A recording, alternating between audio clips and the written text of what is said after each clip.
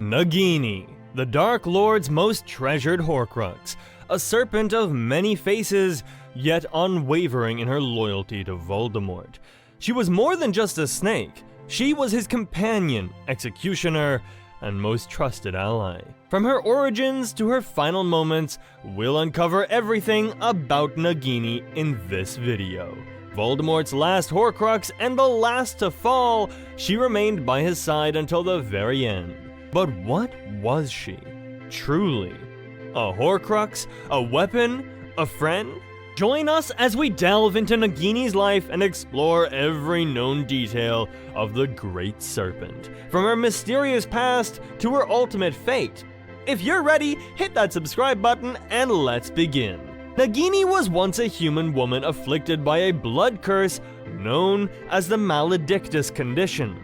This rare curse was passed from mother to daughter and doomed her to eventually lose her humanity and permanently transform into a serpent. By 1927, Nagini had found herself lost in the forests of Indonesia. She was eventually discovered by a man named Skender, who ran a wizarding circus. He maliciously recognized the spectacle she could provide and brought her into his show, where she was forced to transform into a snake for the audience's entertainment.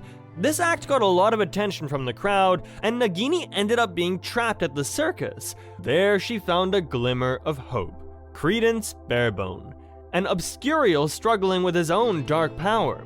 Both were desperate for companionship and freedom, and eventually found that with each other. Credence, later revealed to be Aurelius Dumbledore, the supposed nephew of Albus Dumbledore, became her closest ally in the fight to escape their captivity. The two then plotted to escape the circus. While Credence released fire drakes, Nagini launched an attack on Skender. Their plan worked and the duo managed to flee the scene. Nagini then helped Credence find his parents, but things got messy when they came across the great Gellert Grindelwald. By this time, she could transform into a snake by choice, but her curse would force the transformation to happen at any time without her will.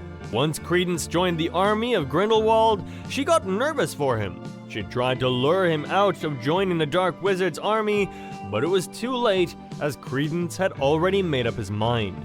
So Nagini joined forces with Dumbledore and his allies at Hogwarts. That's where her blood curse showed its true colors, and she was turned into a snake for the rest of her life. After her transformation, she was lost somewhere in the woods of Albania. Somewhere between 1981 and 1994, Voldemort's remains were also lurking in the shadows. In this bodiless state, he could only befriend snakes, as other creatures instinctively kept their distance. Nagini was among these serpents, and it was during this time that her connection with Voldemort first began. The Dark Lord was weak and barely had any strength to go on after his failed attempt to kill Harry Potter. But when Peter Pettigrew entered the scene and helped Voldemort regain his strength, he did that by extracting Nagini's venom and creating a rudimentary body potion for Voldemort to drink. That helped his somewhat physical body get the strength it needed until he could transform into his true form. In the summer of 1994, Pettigrew brought Voldemort and Nagini to the Riddle House. They settled on the plan of taking Harry at the Quidditch World Cup, but it didn't quite go as expected. So they cooked up another plan and sought shelter at the house until the Triwizard Tournament. While Voldemort was discussing the plan, we got a sneak peek into Nagini's brutal nature. Frank Bryce was the Muggle gardener who had overheard the plan to capture Harry, but Nagini found out about the intruder before he could have done anything with that information. The scene ended with Nagini attacking and then possibly eating the Muggle in the Riddle House. Since she was there for Voldemort at his lowest, there was no way she was going to be left behind when it was time for the Dark Lord's rebirth. At the Little Hangleton's graveyard, Voldemort and Nagini patiently waited for Harry to arrive. He did, but the plan didn't go as well as they had intended. Nagini was also promised that she would feast on Harry, but she was deprived of her meal when Harry managed to escape. It wasn't the first time in Goblet of Fire that Nagini was promised a meal. Voldemort had given her a free hand to eat Pettigrew when he messed up in keeping Barty Crouch Sr. at bay.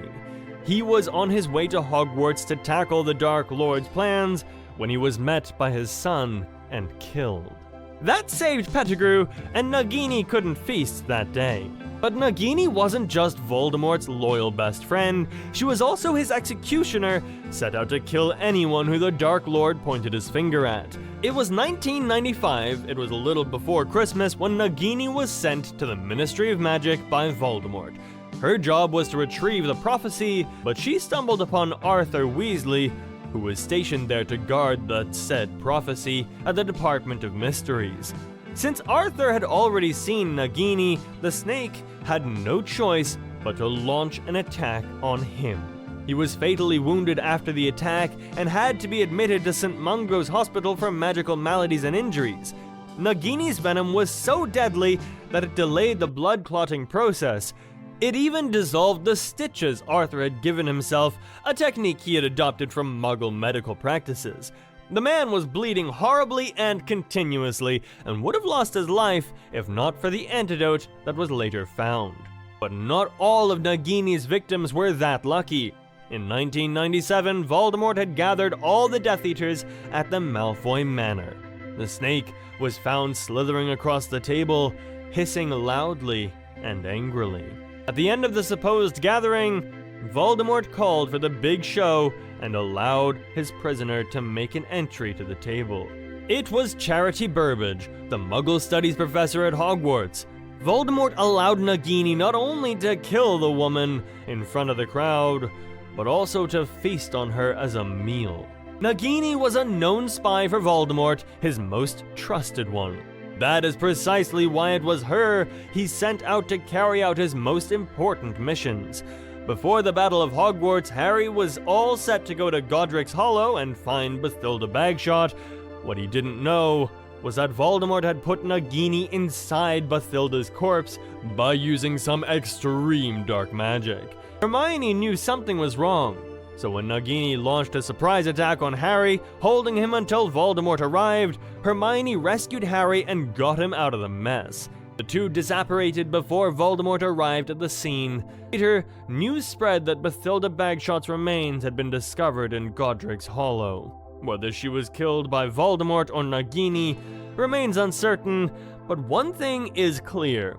The Great Serpent was more than capable of carrying out the act. As it was seen in the Battle of Hogwarts, Voldemort believed that Snape was the true master of the Elder Wand, unaware that Draco had disarmed Dumbledore before his death. In a bid to claim the wand's full power, he ordered Nagini to kill Snape. The brutal attack saw the serpent sinking her fangs into his neck, delivering several swift and fatal strikes, sealing Snape's death in moments. Before we dive deeper into Voldemort's complex relationship with Nagini, make sure to hit that subscribe button. Voldemort might have put Nagini up to his dirty crimes, but they both shared a much deeper connection.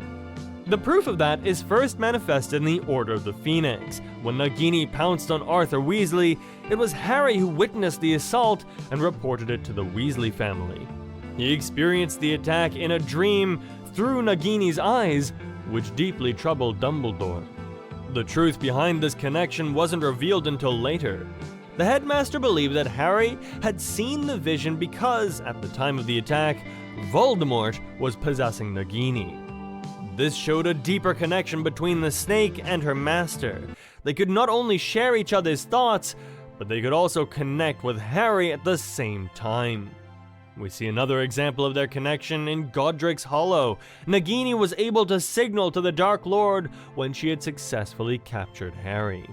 They could communicate with each other in a way that no one could, speaking with their mind and even over long distances.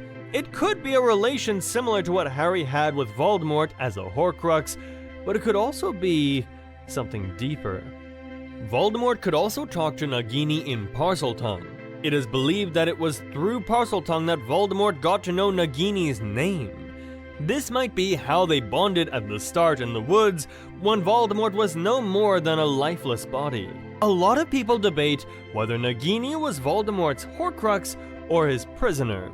Nagini was one of the 7 Horcruxes of Voldemort, Before the Dark Lord accidentally turned Harry into a Horcrux, she was the only living being to carry a fragment of his soul, a creation he made deliberately and as his final one.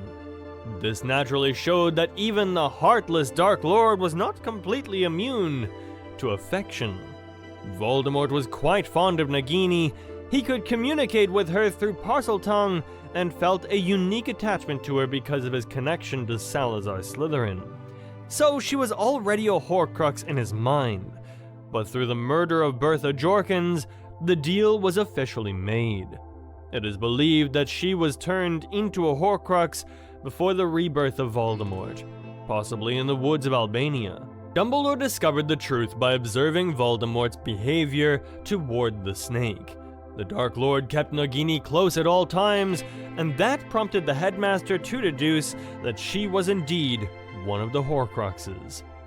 But it was during the Battle of Hogwarts that we see Voldemort's dark side.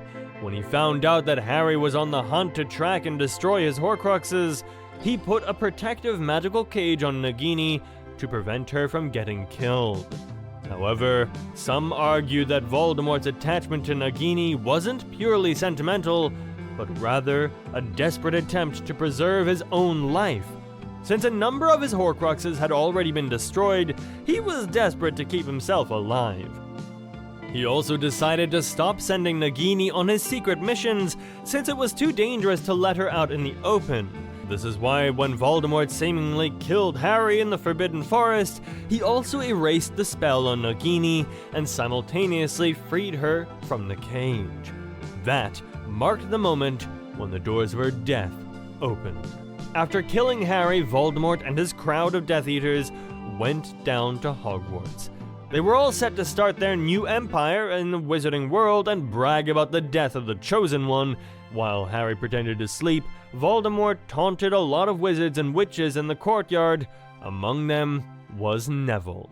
Just as things turned chaotic, Neville pulled out the Sword of Gryffindor from the hat and struck Nagini, beheading her. Voldemort saw the fiasco unravel before his very eyes and went into a state of rage. They officially started the Battle of Hogwarts with spells flying out and people dying on the spot.